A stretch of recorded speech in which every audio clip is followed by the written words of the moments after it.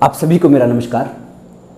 आज की राजनीति विज्ञान की इस कक्षा में जो भारतीय संविधान में वर्णन किया गया है कि राज्यसभा का चुनाव कैसे होना है, राज्यसभा के जो सदस्य हैं वो कैसे चुन करके आएंगे, उनके लिए कौन वोट देगा, क्या आम व्यक्ति उनको चुन करके भेजेंगे या उनके लिए कोई विशेष प्रबंध है, इसी पे आज की कक्षा में हम चर्चा करने वाले हैं।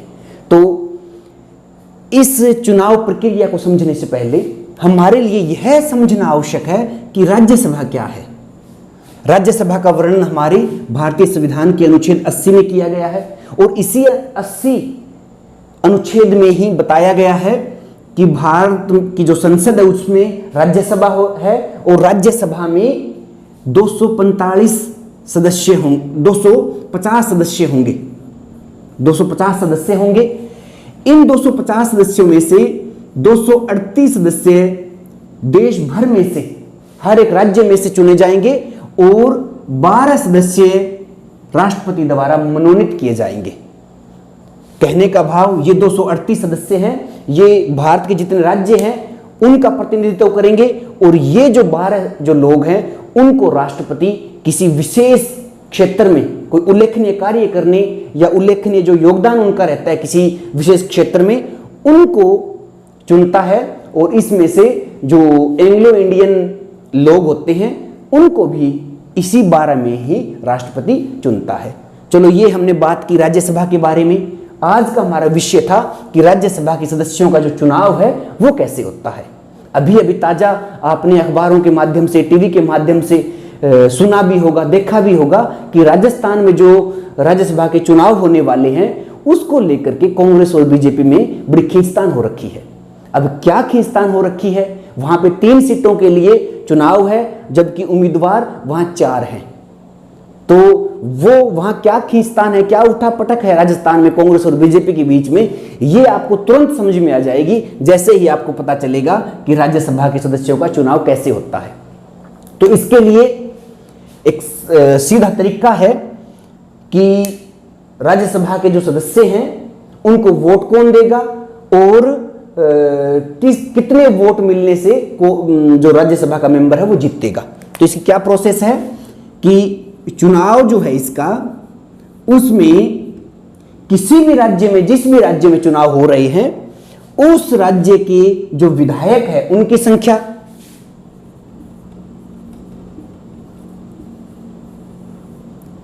विधायक संख्या और जितनी सीटों के लिए चुनाव होने हैं उस राज्य में, वहां नीचे लिख देंगे कि सीटों की संख्या। और एक बात यहां ध्यान रखनी, सीटों की संख्या +1 जरूर करना है यहां, ठीक है। और ये हो गया। और इसके बाद में ये सारे का जो निचोड़ आए उसमें फिर हमें एक और जोड़ देना है। एक बात थोड़ा सा आपको पेचीदा लग रहा होगा, जैसे ही हम संख्या समझेंगे एकदम से स्पष्ट हो जाएगा आपको।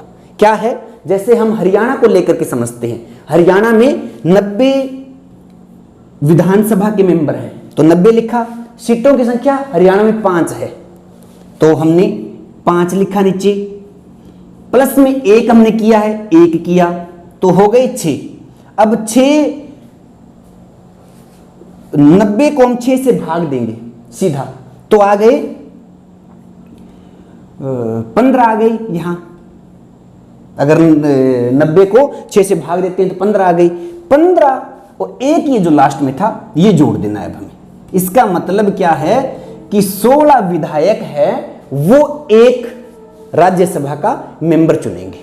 तो आपको समझ में आई होगी बात। इसी प्रकार से किसी भी राज्य में लगा लो आप। अभी जो उठापटक चल रही है राजस्थान में उसकी हम बात कर लेते हैं। राजस्थान में कुल जो विधायकों की संख्या है वो है 200। अभी वहां चुनाव हो रहे हैं 3 सीटों के लिए।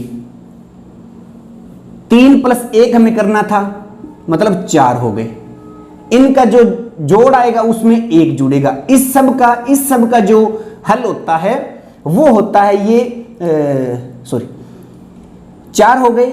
4 तो अगर 200 को हम 4 से भाग देंगे तो 50 आएंगे और 50 में से 1 जोड़ेंगे, मतलब 51 विधायक जिसके पास हैं वो एक सीट उसको एक राज्यसभा की सीट मिलेगी उस पार्टी को, या फिर हम ये कहेंगे कि उस व्यक्ति को जिसके पास 51 विधायकों का समर्थन होगा, जो जिस व्यक्ति को 51 विधायक वोट डालेंगे राज्यसभा के मेंबर के लिए, वो चुना जाएगा। अब स्थिति क्या है, विवाद वाली स्थिति वहां क्या है?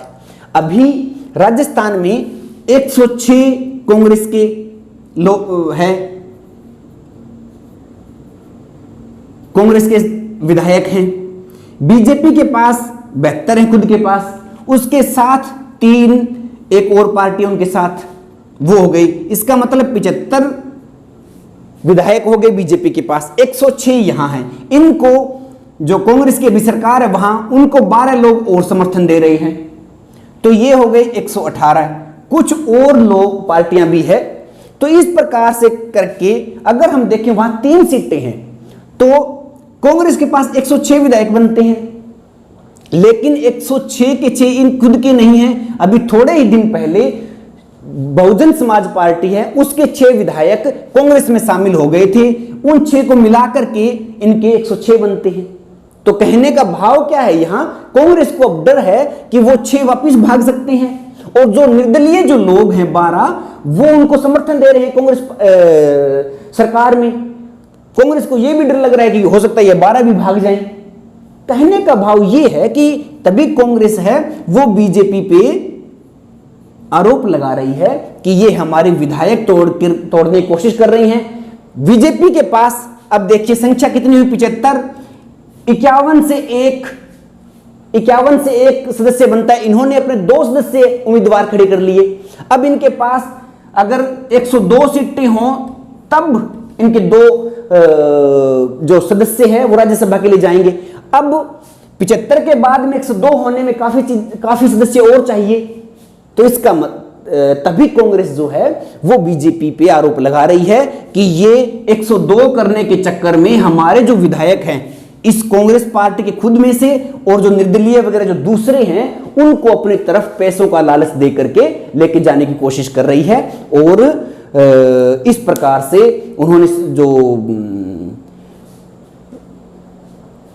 एक संस्था है जो चेक करती है किसी भी प्रकार का भ्रष्टाचार हो रहा हो, तो उसको उन्होंने लिखित में शिकायत भी दी है कि भाई आप गौर रखिए, आप यहां भ्रष्टाचार होने वाला है, पैसों की गड़बड़ी होने वाली है।